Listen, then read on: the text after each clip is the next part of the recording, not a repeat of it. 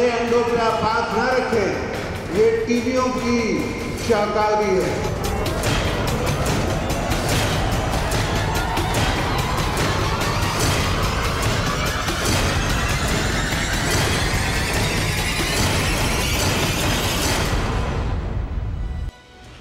अस्सलामुअलैकुम, आप देख रहे हैं प्रोग्राम नाइट एडिशन और मैं हूं आपकी मेज़बान शाजिया ज़ीशान।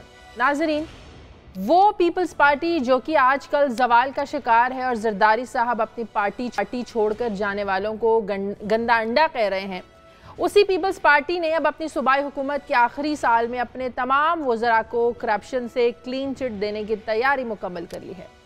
कल सिंध असम्बली के इजलास में एक बिल पेश होगा जिसके मुताबिक नैब ऑर्डिनेंस को सिंध में मुअत्तल कर दिया जाएगा, जबकि नैब की जगह सूबाई महकमों की बदउनवानी की तमाम तहकीकात महकमा इंसदादे बदउनवानी सिंध को मुंतकिल कर दी जाएंगी, जिसकी मंजूरी के बाद नैब सूबाई महकमों में होने वाली बदउनवानी की तहकीकात करने का मजाज नहीं होगा।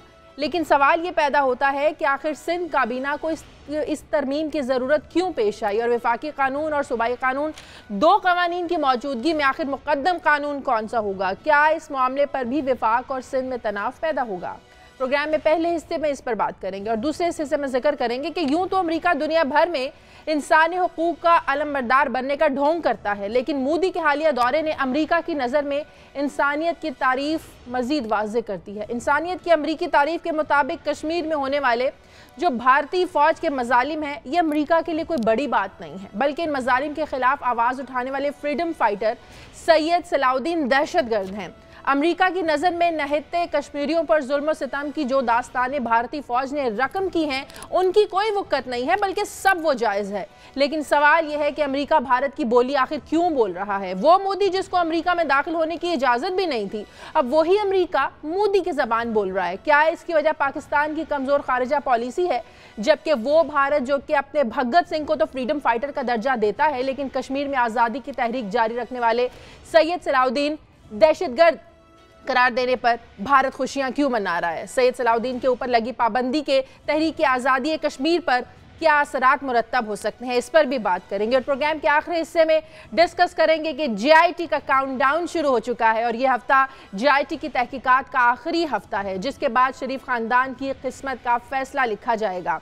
आज JIT में वज़ीर आज़म के कज़न तारिक शफ़ी की दूसरी पेशी हुई, जबकि आने वाले दिनों में हसन नवाज़ तीसरी मरतबा, हुसैन नवाज़ छठी मरतबा, जबकि वज़ीर आज़म की साहबजादी मरियम सफदर पहली बार 5 जुलाई को पेश होंगी। नून लीग की जानिब से पेशियों के साथ साथ JIT पर तनकीद के नश्तर भी बराबर बरसाए जा रहे हैं और मुमकिन कोशिश की जा रही है कि JIT की जो रिपोर्ट है इसको किसी तरह मतनाज़े कर दिया जाए, मतनाज़े बना दिया जाए। लेकिन यह है कि क्या नून लीग के रहनुमाओं की जानिब से जो बयानबाजी की जा रही है, क्या इसे JIT की रिपोर्ट मतनाज़े हो पाएगी और फैसला खिलाफ आने पर नून लीग का रिएक्शन क्या होगा, क्या रद्द अमल जाहिर करेगी नून लीग? प्रोग्राम के आखिरी हिस्से में इस पर बात करेंगे। प्रोग्राम में मेरे साथ कराची से जफर हिलाली साहब है, इस्लामाबाद से शहजाद चौधरी साहब है, टेलीफोन लाइन पर पीपल्स पार्टी के रहनुमा मौला बख्श चांडियो होंगे हमारे साथ, और MQM पाकिस्तान के रहनुमा ख्वाजा इजहारुल हसन हमें ज्वाइन करेंगे टेलीफोन लाइन पर। मेरे तमाम मेहमानों का बहुत शुक्रिया। शहजाद चौधरी साहब, आपसे शुरू करती हूँ। नैब का कानून गैर मुअस्सर करने की जो बात थी, ये तो मुराद अली शाह के दौर कायम अली शाह के दौर से ही ये तजवीज़ ज़ेर गौर थी, लेकिन इस तजवीज़ को अमली जामा पहनाने जा रहे हैं मुराद अली शाह, जिन्होंने मंजूरी दे दी है और कल सिंध असम्बली में ये बिल पेश हो जाएगा। ये बातें तो सब जानते हैं कि सिंध हुकूमत के कुछ वज़रा जो है उन पर नैब में इंक्वायरियाँ भी चल रही हैं, कुछ ब्यूरोक्रेट्स हैं जिन पर ये इंक्वायरियाँ चल रही हैं। इलेक्शन से 1 साल पहले नैब ऑर्डिनेंस ख़त्म करना की ज़रूरत क्यों पेश आई सिंध हुकूमत को? शहजाद चौधरी साहब, देखिए, उसकी बहुत सारी वजूहात हो सकती हैं, लेकिन इससे पहले थोड़ा सा जायज़ा ले लेते हैं कि सूबाई हुकूमतों के पास कितना इख्तियार है इस किस्म की तरामीम का। अच्छा, अब एक मिसाल सामने आती है जो कि खैबर पख्तूनख्वा में नज़र आई, जब PTI ने वहाँ पर, या PTI की हुकूमत ने वहाँ पर एक पैरेलल एहतसाब ब्यूरो बनाया और वहाँ पे उनके एक हेड भी लगाए, लेकिन उन्होंने जो फेडरल नेशनल अकाउंटेबिलिटी ब्यूरो है, इसकी जो एरिया दायरा कार था उसको बिल्कुल क्वेश्चन नहीं किया, चैलेंज नहीं किया, उसको कैंसिल नहीं किया। अच्छा, इसका मतलब ये हुआ कि अगर सूबाई हुकूमतें चाहें तो अपने तौर पर एक पैरेलल निज़ाम अपने तौर पर अपने मैकेनिज्म्स को चेक करने के लिए बना सकती हैं, जिस तरीके से खैबर पख्तूनख्वा में बना। अच्छा, अब अगर वो मिसाल ली जाए तो फिर तो जो ये करने जा रहे हैं, और अगर ये कुछ बना रहे हैं ऐसी चीज़, तो फिर तो ठीक है। لیکن کیا ان کے پاس یہ حق ہے کہ وہ جو فیڈریشن کا جو نیشنل اکاؤنٹیبلٹی بیورو ہے اس کو ختم کر دیں؟ میرے حساب سے وہ ہرگز نہیں ہے، کیونکہ جو فیڈریشن کے قوانین ہیں وہ تو تمام صوبوں کے اوپر اپلیکیبل ہیں، اور یہ جو قانون ہے یہ واضح طور پر یہ کہتا ہے کہ آپ نے کہ یہ تمام پاکستان میں، بلکہ فاٹا اور پاٹا تک یہ اپلیکیبل ہے اور اس پہ لاگو ہوگا۔ اچھا، اب اگر یہ لاگو ہے، پھر دوسرا یہ یاد رکھیں کہ صرف اور صرف صوبائی محکمے وہاں پہ انوالو نہیں ہیں، کراچی میں بھی یا سندھ میں بھی مختلف فیڈرل ادارے ہیں جو کہ ایگزسٹ کرتے ہیں، اور ان کے اوپر بھی احتساب کی نظر رکھنا جو اس کی ذمہ داریوں میں شامل ہوتا ہے، میرا خیال ہے اس کا بالکل حصہ ہے۔ لیکن یہ ہو، اچھا یہ سوال اب آپ کا بڑا انٹرسٹنگ ہے، یہ یاد رکھیں کہ سندھ کے اندر سے غالباً 450 ایسے لوگ ہیں جن کو کہ نیب سندھ نے اپنے دائرے میں لیا، ان کو انویسٹیگیٹ کیا اور کم از کم 3 سے 4 ارب روپیہ ریکور کیا۔ ان لوگوں نے پیمنٹ کی، انہوں نے مانا، اپنا جرم مانا، اور انہوں نے پیسے واپس کیے، اور وہ پیسے سندھ گورنمنٹ کو نیب سندھ نے واپس کر دیے کہ یہ آپ کے خزانے سے چوری کیا ہوا پیسہ تھا، یہ آپ واپس لے لیجئے۔ اور ان 450 لوگوں میں سے بہت سارے ایسے لوگ ہیں جن کو اللیجڈلی پھر پروموٹ بھی کیا گیا، ان کی نوکریاں بھی چلتی رہی، ان کو نوکریوں سے نکالا نہیں گیا، بلکہ وہ اپنے طور پر پھلتے پھولتے رہے۔ یہ ایک وہ ڈیوینس ہے، یا یہ وہ ایک اپنا جو نارم سے ہٹنے کا طریقہ ہے جو کہ سندھ گورنمنٹ کا کسی بوجو نظر آتا ہے، اور اس کے بارے میں ہم ان کے جو وزراء ہیں ان کے جب سنیں گے ان کی ایکسپلینیشن تو شاید بہتر طور پہ جان سکیں اور سمجھ سکیں۔ لیکن ایک اور چیز اگر مجھے اجازت دیں تھوڑا سا، جی انٹرسٹنگلی سینٹ کے اندر جہاں پر کہ پیپلز پارٹی کی میجورٹی ہے اس وقت، اور رضا ربانی صاحب جو کہ پیپلز پارٹی سے تعلق رکھتے ہیں، وہ ایک whole house of the senate کے اندر چند پروویژنز لا رہے ہیں، جس کے اندر کہ غالباً کل سے ڈسکشن سٹارٹ ہوگی کہ فوج کے جو ادارہ ہے اس کو بھی نیب میں شامل کیا جائے، غالباً جوڈیشری بھی ہے، اور یہ اگر فوج اور جوڈیشری کے اوپر سینٹ کا پورا ہاؤس یہ ڈٹرمن کر لیتا ہے کہ ہاں جی ان کو نیب میں ڈال دینا چاہیے، جو کہ ابھی نہیں ہے، اور اگر یہ ڈالنا ہے تو کیا یہ اس کے اوپر کچھ لے دے، کچھ پریشر کریٹ کرنے کی کوشش کی جا رہی ہے سندھ گورنمنٹ کی؟ اگر سندھ گورنمنٹ چیلنج کرتی ہے فیڈریشن کو نیب کے کانٹیکس میں، تو کیا پھر وہ یہاں پہ ماننے کے لیے تیار ہو جائیں گے کہ ہاں ان اداروں کو آپ شامل کر لیں کیونکہ یہ پیپلز پارٹی چاہتی ہے، یا ان کی لیڈرشپ چاہتی ہے، یا سینٹ چاہتی ہے کہ ان کو شامل کیا جائے؟ تو یہ بڑا ایک انٹرسٹنگ گمبھیر سی سچویشن ہے۔ اور فائنلی، ویری ویری فائنلی، میرا خیال ہے کہ حکومت وقت بہت کمزور پوزیشن میں ہے سیاسی طور پر، اور شاید پیپلز پارٹی یا سندھ کی گورنمنٹ یہ سمجھتی ہو کہ اس وقت ان کو دبا کے ان سے بہت کچھ چیزیں منوائی جا سکتی ہیں، جس کے اندر کہ نیب کے قوانین کے اندر یا نیب کا ہلکا کرنا، اس کی اپلیکیشن کو سندھ میں کمزور کرنا، بہت سارے سندھ کے جو لیکن اگر قانون یہ کہتا ہے کہ کوئی صوبائی اسمبلی بل پاس کر کے صوبے میں کارروائی کرنے کے نیب کے جو اختیارات ہیں ان کو ختم نہیں کر سکتی، اگر قانون یہ کہتا ہے تو پھر سندھ حکومت یہ ایکسرسائز کر ہی کیوں رہی ہے؟ ہلالی صاحب یہ آپ اس کا جواب دیں۔ جی دیکھیے، جی ہلالی صاحب، اس کا جواب دینے کے پہلے یہ جو ٹرینڈ ہے، یہ جو ہو رہا ہے، میں آپ کو اس کے بارے میں 1 منٹ کے لیے ذکر کرنا چاہتا ہوں۔ یہ جو ٹرینڈ ہے کہ نیب کو ختم کریں، یہ ہے کرمنلائزیشن آف سندھ، جو اس گورنمنٹ سندھ کی پروونشل گورنمنٹ کا ایک اکمپلشمنٹ ہے۔ یہ انہوں نے پورا کیا ہے، کرمنلائزیشن آف سندھ، اور یہ نیب کو ہٹانا یہ بھی وہ ہے۔ سندھ اس وقت، شازیہ یاد رکھیں کہ جو 20th سینچری سسلی ہوتا تھا نا، جو ایک برگنڈ سٹیٹ تھا، سندھ میں اس وقت، اندرونی سندھ میں آپ زمین نہیں خرید سکتے ہیں اگر آپ کے پڑوسی جو ہیں، مثال کے طور پہ اگر ان کو اچھا نہیں لگا کہ آپ زمین کریں گے، اگر آپ خرید بھی لیں گے وہ زمین، تو کچھ دیر کے بعد ایک لاش پڑا ہوا ہوگا ادھر، اور وہ لاش آپ کے خلاف وہ مرڈرز کریں گے، اور آپ بس بھگتے جائیں، وہ 10 سال تک وہ کیس آپ کو اس سے بچتے۔ سندھ جو ہے اٹس موونگ ٹوورڈز اے برگنڈ سٹیٹ، اندرونی سندھ، اس لیے کہ ادھر رینجرز تو کوئی نہیں ہے نا، یہ رینجرز تو صرف کراچی میں، ان کو پاورز تو صرف کراچی کے لیے ہے، میرے خیال میں دوسرے شہروں کے لیے، سب شہروں کے لیے نہیں ہے۔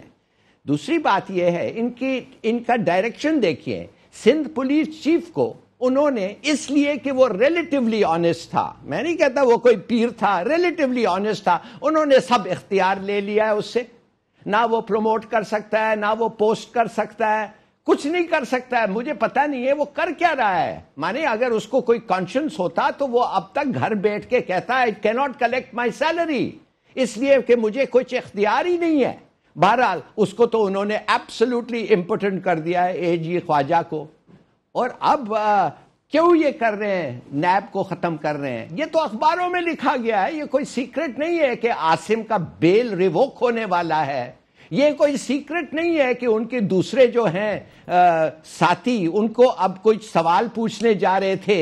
تو اگر نیب ہی ختم ہو گیا تو کون پوچھے گا وہ سوال؟ اگر نیب ختم ہو گیا تو ان کا ریکارڈ کون ہوگا؟ اور کیا یہ سچ بات نہیں ہے کہ ایک فیملی کا شوگر مونوپلی ہے سندھ میں؟ کیا یہ سچ بات نہیں ہے کہ دوسرے لوگ جو ان کے پاس شوگر فیکٹریز ہیں وہ ہیرس ہو رہے ہیں؟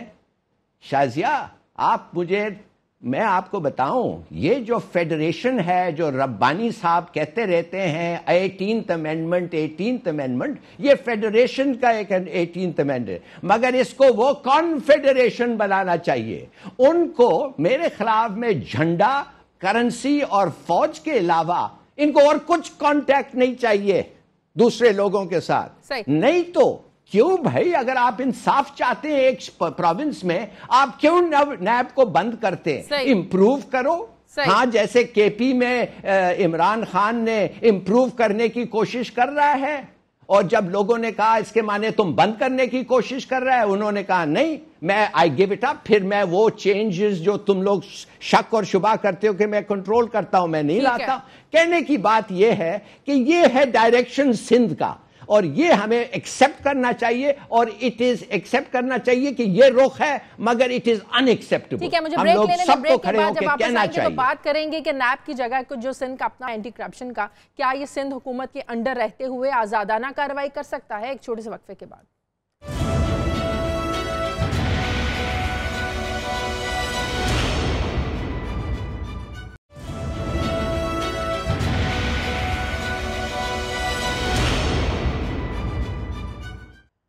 بریک کے بعد خوش آمد. خواجہ اظہار الحسن ایم کیو ایم کے رہنما ہمارے سے ٹیلی فون لائن پر موجود ہیں. بہت شکریہ خواجہ صاحب. یہ سندھ میں جو نیب آرڈیننس کو غیر مؤثر کرنے کی تیاریاں کی جا رہی ہیں, کل صوبائی اسمبلی میں بل بھی پیش کیا جائے گا, آپ کی پارٹی کا کیا رد عمل ہے اس پر؟ کیوں ضرورت پیش آ رہی ہے سندھ حکومت کو اس آرڈیننس کو ختم کرنے کی؟ بہت شکریہ. دیکھیں, یہ آج ہی ہم نے اسٹیٹمنٹ جاری کیا ہے کہ ہم اس کی کیٹیگری تو مخالفت کریں گے اسمبلی میں, اور ہمیں یہ بھی پتہ ہے کہ یہ اسمبلی میں مخالفت سوائے ایک خبر کے کوئی حیثیت اس لیے نہیں رکھتے کہ یہ تعداد میں زیادہ ہیں, اور آمرانہ طریقے سے یہ اپنے من پسند قوانین کو پاس کروا کر پھر اپنی بادشاہت کو مزید مضبوط کرنے کی کوشش کریں. میری اس سلسلے میں پی ٹی آئی, فنکشنل اور نون لیگ تمام جماعتوں سے بات ہوئی. ہم تمام متفقہ طور پہ ایک پیج پر ہیں. کل ہم 2 بجے سندھ اسمبلی کے اجلاس سے 1 گھنٹہ قبل اپنا بھی اجلاس کر رہے ہیں. مزید عمل بھی اس میں طے کریں گے. قانونی طور پر عدالت جانے کا بھی فیصلہ ہوا ہے, مشترکہ طور پہ ہوا ہے کہ عدالت بھی جائیں گے. ایک بات بلکہ میں ضرور کہوں گا, یہ تو میں نے آپ کو اپنی پارٹی کا واضح موقف بتایا اور اب تک کے ہونے والے تمام معاملات, لیکن ایسا لگتا ہے کہ پیپلز پارٹی نے طے کر لیا ہے کہ اب انہوں نے کبھی بھی وفاق میں نہیں جانا. انہوں نے یہ بھی شاید طے کر لیا ہے کہ سندھ کے دیہی علاقوں تک ہی انہیں محدود رہنا ہے. تو ساری قانون سازیاں وہ اسی بات کو مد نظر رکھ کے کر رہے ہیں. خواجہ صاحب, ہر فیصلے کے پیچھے کچھ محرکات ہوتے ہیں, کچھ مقاصد ہوتے ہیں. آپ کے نزدیک پیپلز پارٹی یہ فیصلہ کیوں کرنے جا رہی ہے؟ کیوں اس آرڈیننس کو ختم کرنے کی ضرورت پیش آئی اب جبکہ الیکشنز میں 1 سال رہ گئے؟ میں تو یہی بات کہوں گا کہ یہ 1999 کا رونا آج کیوں ہو رہا ہے؟ بھائی, آپ کے لیڈر آف اپوزیشن نے, لیڈر آف ہاؤس, وزیر اعظم پاکستان سے مل کر مشاورت کر کے تو چیئرمین نیب تعینات کیا. اگر آپ کو نیب منظوری نہیں تھی تو آپ چیئرمین نیب کی تعیناتی میں بغلیں بجا رہے ہیں, تصویریں کھنچوا رہے ہیں. آپ اسی طرح سے اسٹینڈنگ کمیٹی اکاؤنٹس میں بیٹھے ہوئے ہیں. آپ حکومت کے ساتھ کہیں مشاورت کر لیتے ہیں, اور کہیں آپ وفاق کو, حکومت کو نہیں. لیکن میں دوبارہ کہہ رہا ہوں, یہ پی ایم ایل این کے خلاف نہیں ہے. یہ قانون انہوں نے فیڈریشن آف پاکستان کے خلاف لے کر آ رہے ہیں. صوبائی حکومتیں 18ویں ترمیم کے بعد علیحدہ ریاست نہیں بن جاتی, وہ پاکستان کا حصہ ہیں, اور پاکستان کی جو فیڈریشن ہے اس کے تصور کو ختم کرنے کے یا نہ ماننے کے مترادف ہے. میں تو یہ کہوں گا یہ آئین کی بھی خلاف ورزی ہے, آئین کے آرٹیکل 143 کی خلاف ورزی ہے, جسٹس کی جو جسٹس سسٹم ہے خود اس کی خلاف ورزی ہے کہ آپ ہی کرپشن کریں پھر آپ ہی اپنا احتساب کریں. یہ کہاں دنیا میں ہوتا ہے کہ حکومت کرپشن کر کے کہے کہ ہم اپنا احتساب خود کریں گے, اور آج تک انہوں نے کون احتساب کیا؟ تو میں صحیح. اور آپ لوگ اس پر بھرپور احتجاج کا جو ہے نا وہ آپ لوگ فیصلہ کریں گے, اور لائحہ عمل کا بھی یقیناً آپ لوگ اعلان کریں گے. ٹھیک ہے, بہت شکریہ خواجہ صاحب آپ کا, بہت شکریہ. شہزاد چودھری, نیب کی جگہ محکمہ سے جو صوبائی حکومت کا جو اپنا ادارہ ہے, آپ سمجھتے ہیں سندھ حکومت کے انڈر رہتے ہوئے یہ آزادانہ طریقے سے کارروائی کر سکے گا؟ دیکھیے, سب سے پہلے تو میں ایک چیز کنٹینیو کرنا چاہتا ہوں جو ہلالی صاحب نے بھی مینشن کیا اور خواجہ اظہار الحسن نے بھی اس کا اعادہ کیا, اور وہ یہ بات یہ تھی کہ 18ویں ترمیم کی اصل شکل کیا ہے. یعنی کیا یہ شکل آپ کو ایک مکمل طور پر ایک سیپریٹ ریاست بنا دے صوبے کو, اور جو فیڈریشن ہے یہ کنفیڈریشن میں بدل جاتا ہے؟ مجھے یوں لگتا ہے کہ یہ ہے تو نہیں ایسا ہے تو نہیں, لیکن اس کو یہ رنگ دینے کی کوشش کی جا رہی ہے کہ جیسے کہ اب سندھ جو ہے ایک فیڈریشن سے کنفیڈریشن کی طرف چلنا چاہتا ہے. اور میری نظر میں آپ کو لگتا ہے 18ویں ترمیم کا غلط استعمال کیا جا رہا ہے؟ میرا مطلب ہے ان کے, دیکھیے یہ تو قانون کے طور پہ تو 18ویں ترمیم اب اپنی جگہ اختیار کر چکی ہے, اس میں تو کہیں یہ چیز مینشن نہیں ہے, لیکن سندھ کی یا پیپلز پارٹی اس کو ایز اے پریشر لیور استعمال کرنا چاہتا ہے اپنے مطالبات منوانے کے لیے. ان کے بہت سارے لوگ ولنریبل ہیں, ان کی حکومت کی پوزیشن خراب ہو سکتی ہے, کچھ اگلے الیکشن آنے والے ہیں اس کے اندر بات چیت ملا کے ہو سکتی ہے. اور ایک چیز یاد رکھیں کہ کیا ہم آہستہ آہستہ تمام صوبوں کو اتنی آزادی دینے کی طرف جا رہے ہیں کہ ہم فیڈریشن سے کنفیڈریشن کا سفر اختیار کیے ہوئے ہیں؟ یہ ایک بہت خطرناک چیز ہے جس کو کہ ہمیں, میرا خیال ہے کہیں نہ کہیں بیٹھ کے اس کے اوپر بات ضرور ہونی چاہیے. آ جائیے اب آپ کے سوال کے اوپر. سوال یہ ہے کہ مجھے یہ بتائیے کہ جب یہ اپنے ہمارے جو چیف منسٹر صاحب ہیں شاہ صاحب, مراد علی شاہ صاحب, اسٹینفورڈ کے گریجویٹ, مراد علی شاہ صاحب اسٹینفورڈ کے گریجویٹ, یعنی ہم تو کہتے ہیں کہ ہمارے جو جتنے پولیٹیکل لیڈرز ہیں ان کو دنیا کی ٹاپ یونیورسٹیز سے ایجوکیشن حاصل کر کے واپس آنا چاہیے اور ہماری سیاست کا حصہ بننا چاہیے.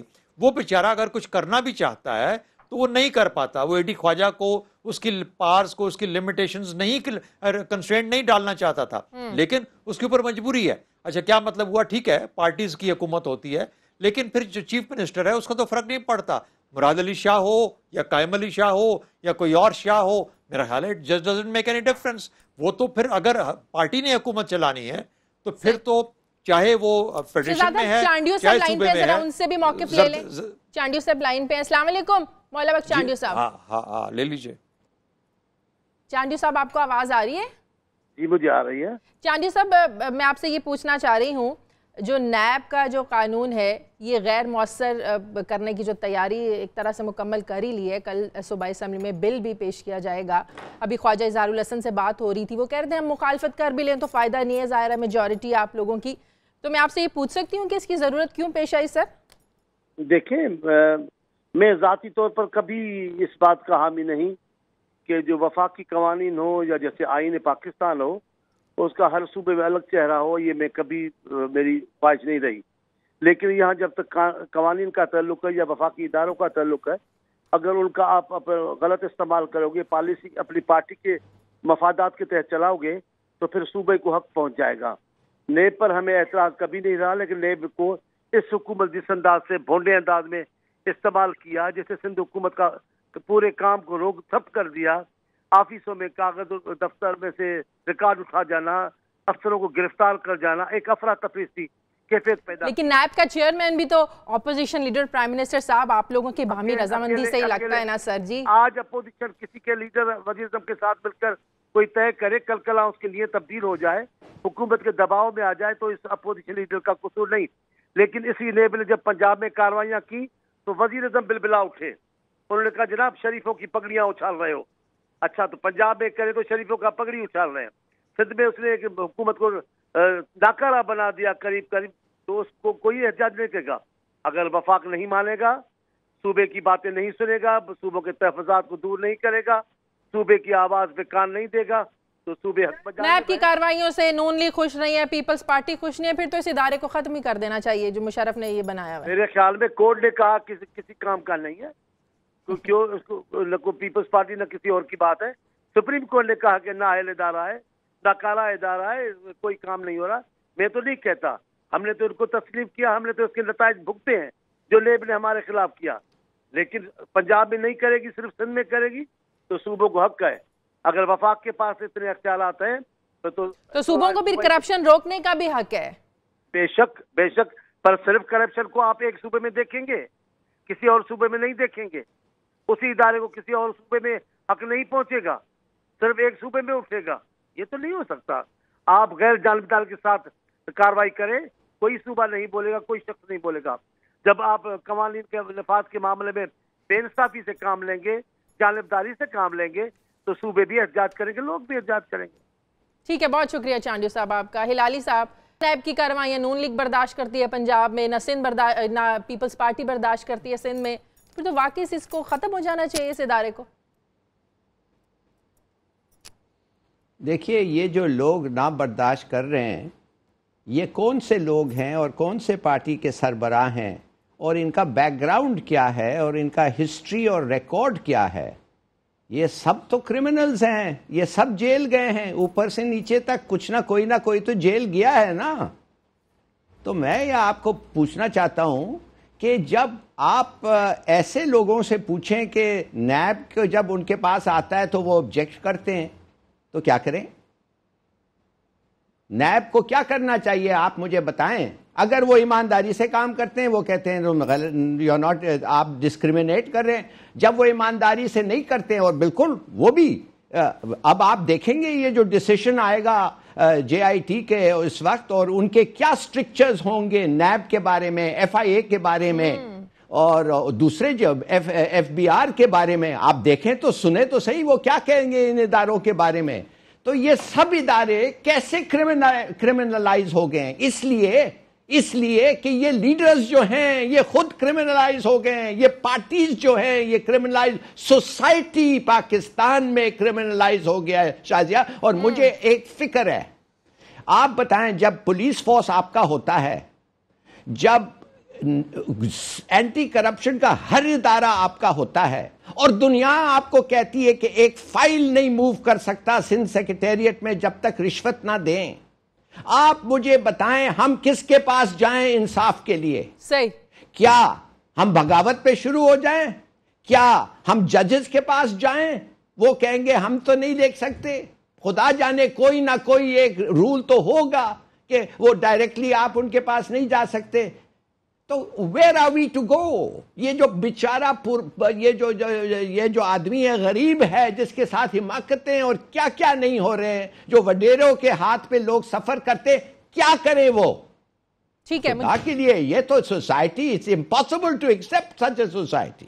ٹھیک ہے، مجھے بریک لینی ہے، دیتے ہیں۔ بریک کے بعد جب واپس آئیں گے تو بات کریں گے کہ اگر بھگت سنگھ فریڈم فائٹر ہے اور اپنی قوم کا ہیرو ہے تو برہان وانی اور سید صلاح الدین آخر دہشت گرد کیوں؟ ایک چھوٹے سے وقفے کے بعد۔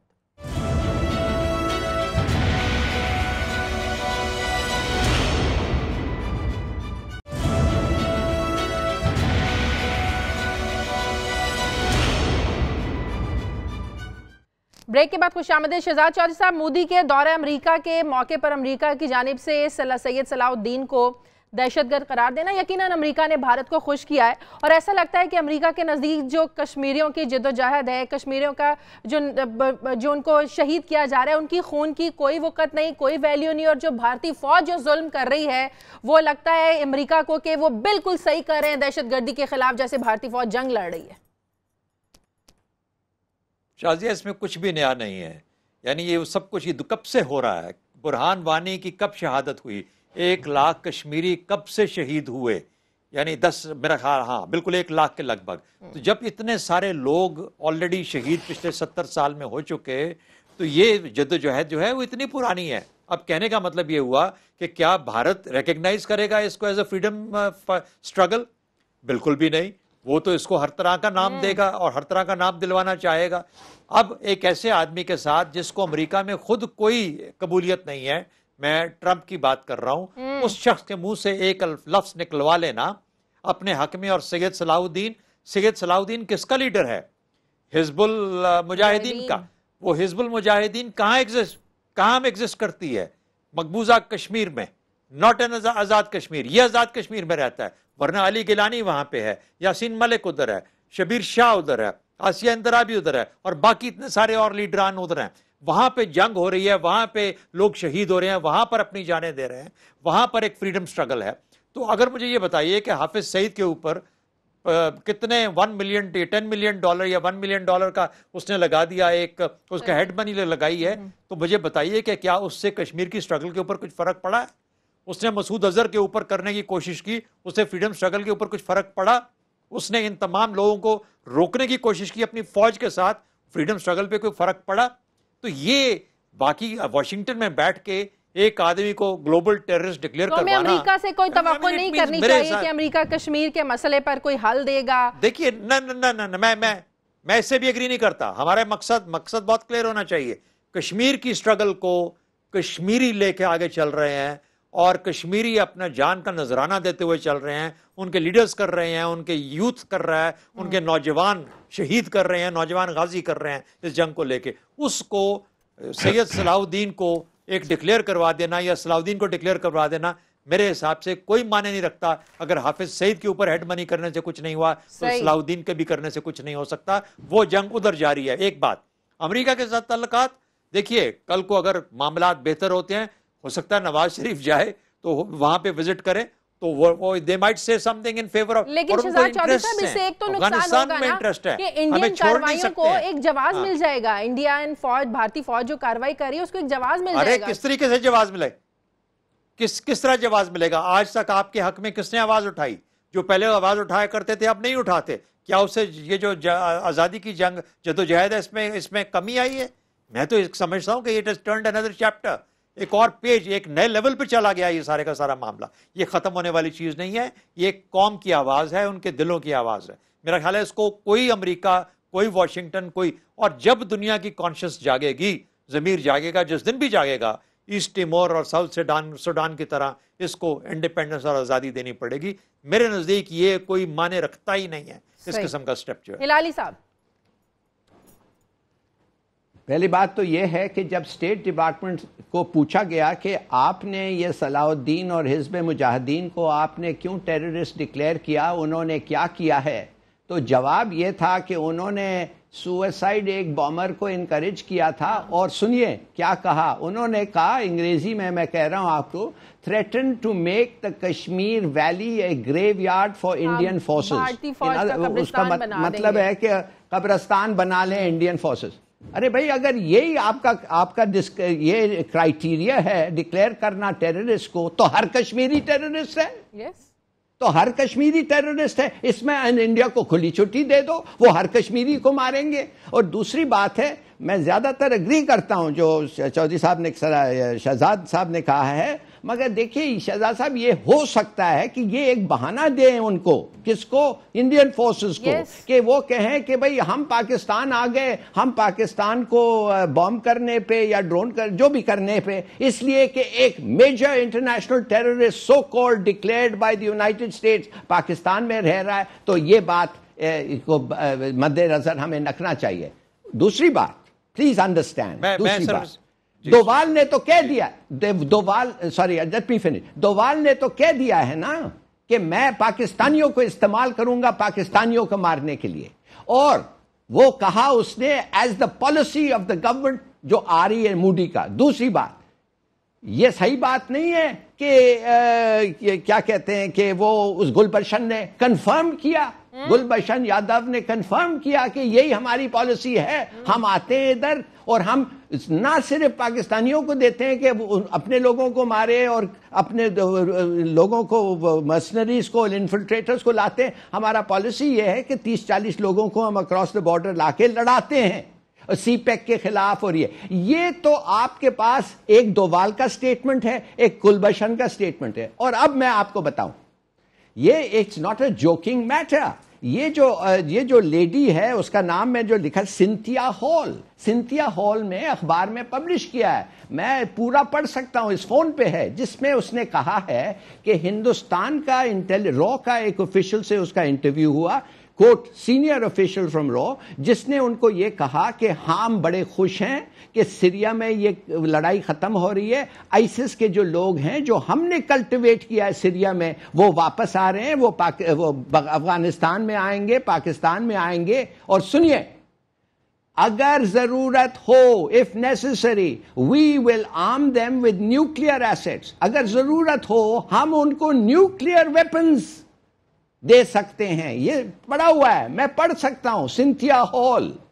تو مجھے آپ سے پوچھنا چاہیے, یہ سب تو چھپ رہا ہے بھائی. اور یہ ٹرمپ, دیکھیے ٹرمپ کا پرابلم یہ ہے کہ وہ آدھا دیوانہ ہے. آپ کو پتا ہے کیا ہو رہا ہے نا امریکہ میں, کانگریس مین اکٹھے ہو رہے ہیں, وہ اکٹھے ہو کے ایک نیا لا پاس کر رہے ہیں جس میں وہ کہہ رہے ہیں کہ we have the right to declare a president incapable of being president.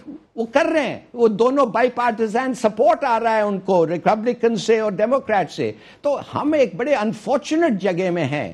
ہم ایک بلڈ تھرسٹی مرڈرر موڈی مسلمانوں کا زہریلا دشمن ایک طرف, اور ایک آدھا پاگل امریکن پریزیڈنٹ جو بغیر سوچے بکتا رہتا ہے اور جو بھی کرتا ہے, اور ہر دن رات کہتا ہے کہ میں بم کروں گا اور یہ کروں گا اور وہ کروں گا, اور کچھ حد تک کرتا بھی ہے. تو دس از اے ویری ڈینجرس ٹائم. مگر یہ بات ہمیں یاد رکھنا چاہیے کہ انڈیا نے کہا ہے کہ اب ہم پاکستانی لوگوں کو جو ہم ان کو ریکروٹ کر رہے ہیں, ہم ان کو نیوکلیئر ایسٹس بھی دے سکتے ہیں. کمال ہے. شہزاد چوہدری صاحب کچھ کہہ رہے تھے آپ.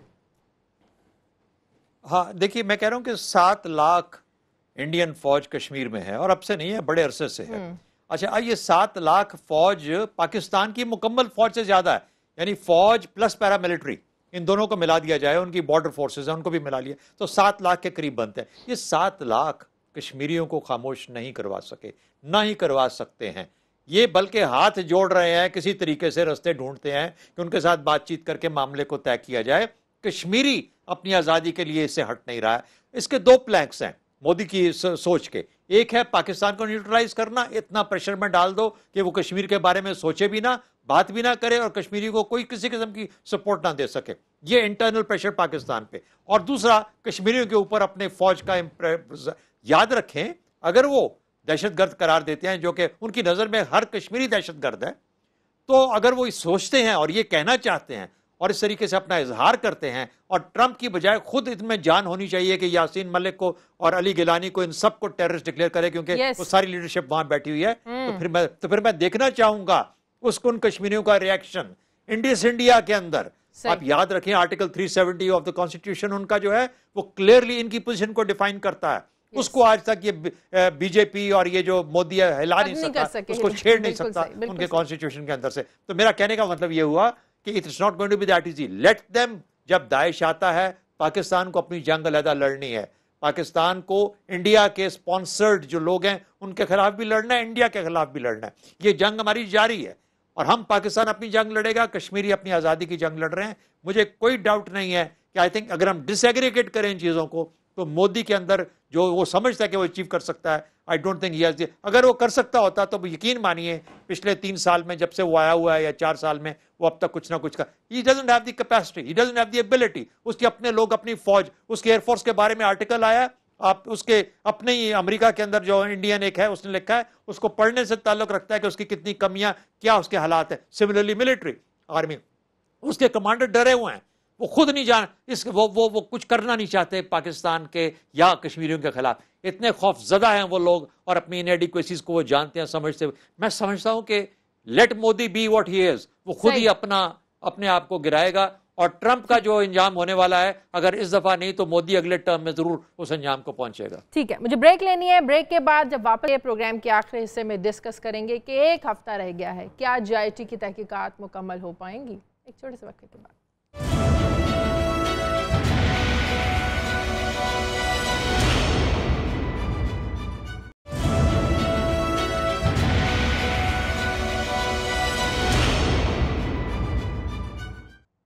بریک کے بعد خوش آمدید. ہلالی صاحب, 1 ہفتہ رہ گیا ہے اور جیسے جیسے وقت قریب آ رہا ہے نون لیگ کے رہنماؤں کی جو زبان ہے ہم دیکھ رہے ہیں بڑی سخت ہوتی جا رہی ہے، لیکن جس طریقے سے انویسٹیگیشن ہو رہی ہے، جس طریقے سے جی آئی ٹی کام کر رہی ہے، آپ کو لگتا ہے نا کہ جی آئی ٹی کسی قسم کا پریشر نہیں لے رہی ہے اور پریشر کے بغیر رپورٹ آئے گی اور انصاف پر مبنی فیصلہ آئے گا؟ بالکل صحیح کہا آپ نے، یہ ان کا فیلنگ ہے اور میں بتاتا ہوں کیوں ہے یہ۔ جو اگر آپ ان کی تقریریں سنیں شازیہ، تو یہ جو اصل وہ جھاگ کو اگر نکال دیں، وہ فروتھ اینڈ ببلز جو ہوتا ہے ان کی تقریروں کے اوپر، اگر وہ نیچے دیکھیں تو وہ بڑا سیریس ہے۔ وہ بیسکلی یہ اناؤنس کر رہے ہیں کہ جو بھی ہو گیا ہم سپریم کورٹ کا فیصلہ ہمارے لیڈر کے خلاف ایکسیپٹ نہیں کریں گے، اور ساتھ ساتھ انہوں نے یہ کہا ہے ہم نہ صرف نہ ایکسیپٹ کریں گے، ہم ریزسٹ کریں گے۔ تو اگر آپ مجھے پوچھ رہی ہیں کہ بغاوت کا ڈیفینیشن کیا ہوتا ہے، تو میں کہوں گا کہ to refuse to accept supreme court decision, اور یہ کہنا کہ ہم اس کے خلاف ریزسٹنس کریں، اس کے علاوہ میں نہیں سمجھتا کوئی اور بغاوت کا یہ ہے۔ دوسری بات، اچھی خبر یہ ہے کہ یہ جو آدمی ہوتے ہیں جو $1.5 ملین کا یہ گھڑی پہنتے ہیں، جو صرف شہزادے پہنتے تھے، مگر ایک اسپیشل پرمیشن کے ساتھ رائل فیملی نے ان کو اجازت دی کہ تم بھی ایک گھڑی خرید سکتے ہو، جو ہمارے پرائم منسٹر پہنتے ہیں، بڑی اچھی گھڑی ہے، دوسری $1.5 ملین کی۔ اور جو لوگ پراڈو اور مرسیڈیز میں گھومتے ہیں اور سٹارچ سلوار اور مہنگے مہنگے آئی فونز میں، آپ یقین کریں کہ جب وہ وقت آتا ہے وہ بڑے کوائٹلی جیل چلے جاتے ہیں۔ دوسری اچھی خبر یہ ہے کہ ان کے جو ساتھی ہیں وہ عموماً تاجر ہوتے ہیں۔ وہ تاجر جو ہوتے ہیں وہ رشوت دیتے ہیں مگر ٹیکس نہیں دیتے۔ ان کو پتہ ہے کہ رشوت دیتے ہیں مگر ٹیکس نہیں دیتے، تو اگر آپ ان کو پکڑنے لگیں تو وہ بھی آرام سے جیل چلے جائیں گے، وہ کچھ وہ فس نہیں کریٹ کریں گے۔ تو یہ جیسے آپ نے صحیح کہا، یہ آپ کی انالیسس سے مجھے بھی سمجھ آ رہی ہے کہ کس قسم کا فیصلہ آنے والا ہے، کچھ مجھے بھی سمجھ میں آ رہی ہے۔ شہزاد چودھری صاحب، اچھا میں ایک اور تھوڑا سا ایک آلٹریشن ہلالی صاحب کی بات جو انہوں نے کی ہے اس کو کرتا ہوں آگے کی طرف۔ میرا خیال ہے ان کے جو دوست ہیں یا جو ان کے ساتھی ہیں، جو ان کے سپورٹرز ہیں نا، جب ان کو یہ پتہ چل جائے گا، کیونکہ سب کے سب ٹریڈرز ہیں، سب کے سب بزنس مین ہیں، سب کے سب اپنے مالی فوائد دیکھنے والے ہیں، تو میرا خیال ہے کہ یہ بڑی آسانی کے ساتھ اگلے آنے والے لوگوں کے ساتھ یا کسی اور کے ساتھ معاملہ بھی طے کر لیتے ہیں۔ یعنی وقت آنے پہ یہ جو ڈپینڈنس ہے نا، ہاں، کہ یہ ڈیپینڈنس ہے نا کہ بھئی یہ شاید ہم، اگر مجھے یاد آتا ہے جب یہ نواز شریف صاحب واپس آئے تھے، جب یہ باہر تھے اور واپس آئے تھے، انفارچونیٹلی یہ اتنی بڑی 2/3 میجورٹی والی گورنمنٹ کو چھوڑ کے گئے تھے، not a single man reached, اور سنا یہ ہے کہ پرویز رشید صاحب رو رہے تھے، کوئی نہیں پہنچا تھا ایئرپورٹ پہ، اور ان کو رو رہے تھے، ان کے آنسو نکل رہے تھے کہ میرے لیڈر کا حال کیا کیا۔ اچھا، یہ روف کلاسا نے پچھلے دنوں کل پرسوں اخبار میں اپنے ایک آرٹیکل میں لکھا ہوا تھا، کہنے کا مطلب یہ ہوا کہ یہ سیاست پاکستان کی بہت عجیب ہے، اور مجھے حیرانگی ہوتی ہے سعد رفیق صاحب کے اوپر کہ کس چیز کی پریشانی ہے یار آپ کے ہاں؟ کیا لیڈر ختم ہو جائیں گے؟ خدا نہ خواستہ کل کچھ ہو جائے نواز شریف کو تو کیا پی ایم ایل این ڈوب جائے گی، ختم ہو جائے گی؟ ہماری سیاست اور جمہوریت ختم ہو جائے گی کیونکہ نواز شریف صاحب کو خدا نہ خواستہ اللہ نہ کرے کچھ ہو جائے، یہ کچھ اور یہ بیمار ہو جائیں، نہ کر سکیں اپنی حکومت کو، تو then what will P M L N do? آپ کا مطلب ہے جس طرح پیپلز پارٹی کے لوگوں نے پیپلز پارٹی کا مستقبل دیکھتے ہوئے فیصلہ کیا پی ٹی آئی میں جانے کا، یہاں بھی ایسے لوگ شامل؟ سیاست اور جمہوریت کے اندر ہی آپ کا حل ہے۔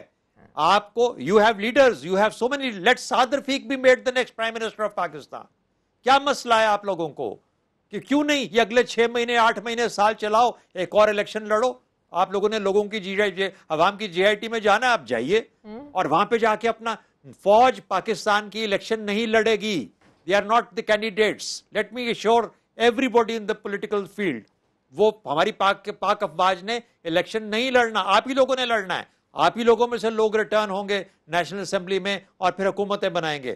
It could be Hassan Iqbal, it could be Zardari sahab, it could be anybody else, it could be Imran Khan, for all we care. ہمیں تو ایک اسٹیبل گورنمنٹ چاہیے جو گورننس کر سکے اور لوگوں کے مسائل کو حل کر سکے، اور لوگ اس کا فوکس ہوں، نہ کہ ان کے اپنے انٹرسٹ اور اپنے مفادات۔ اور اگر آپ غلطی کریں گے تو آپ کے اوپر قانون ویسے ہی لاگو ہوگا جس طریقے سے ایک عام آدمی پہ لاگو ہوتا ہے۔ اب اگر یہ آئین کی اساس نہیں ہے، ایسنس آف کانسٹیٹیوشن یہ نہیں ہے، تو اور کیا ہے؟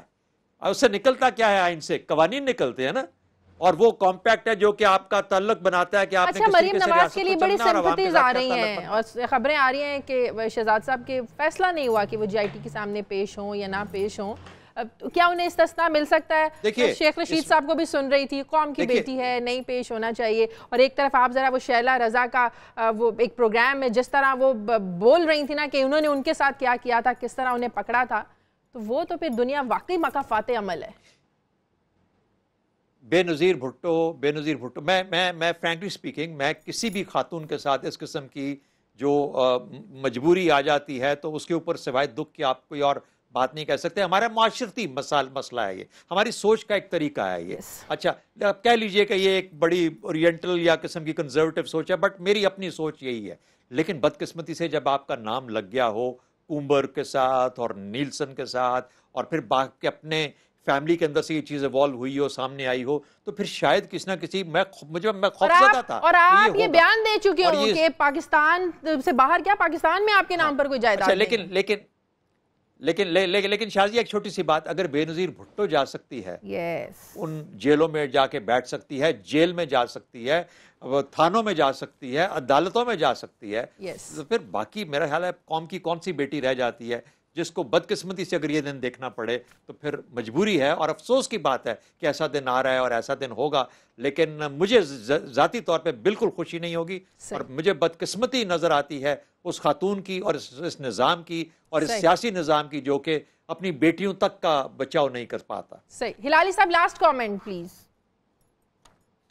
بس میں صرف یہ کہوں گا کہ کاش کہ آپ لوگ بیٹھ کے سن سکتے تھے۔ بے نظیر بھٹو نے 3.5 سال میرے ساتھ جو میں ان کے ساتھ گزارا تھا، کبھی کمپلین نہیں کیا، کسی کے خلاف کمپلین نہیں کیا، اور ان کے جیلر کے خلاف بھی کمپلین نہیں کیا، مگر ایک دن جب وہ 20 منٹ کے لیے بیٹھ کے مجھے ایکسپلین کری کہ سکر جیل میں 50 ڈگریز آف ہیٹ میں وداؤٹ ایک بلینکٹ نہیں، بلینکٹ مانے کچھ چیز نہیں ہے فرش کے اوپر لا کے سونے کے لیے، اور کوئی فیسلٹیز نہیں ہے ٹوائلٹ کے، صرف ایک بکٹ ان کو دیا گیا ہے، عورت کو ایک بکٹ دیا گیا ہے، ہر چیز اس میں۔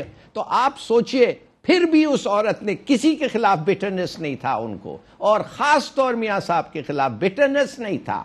ہاں وہ ان کو رسپیکٹ نہیں کرتی تھی، وہ سمجھتی تھی وہ بالکل کچھ نااہل ہیں، ہر لحاظ سے نااہل ہیں، مگر کوئی ان کو بٹرنس نہیں تھا۔ اس قسم کی جب عورت، جب اس نے مجھے یہ بتایا، میں نے کہا کہ بھائی میں تو صرف ایک انسان کے سامنے نہیں بیٹھا ہوا ہوں، میں ایک اسپیشل بینگ کے سامنے بیٹھا ہوا ہوں۔ جی ہاں، شاید اسی لیے جاتے جاتے وہ کہہ گئی کہ democracy is the best revenge.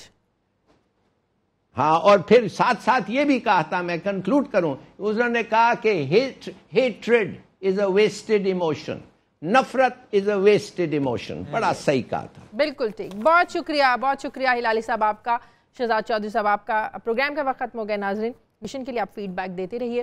Shazia Zeeshan کو اجازت دیجیے، اللہ حافظ۔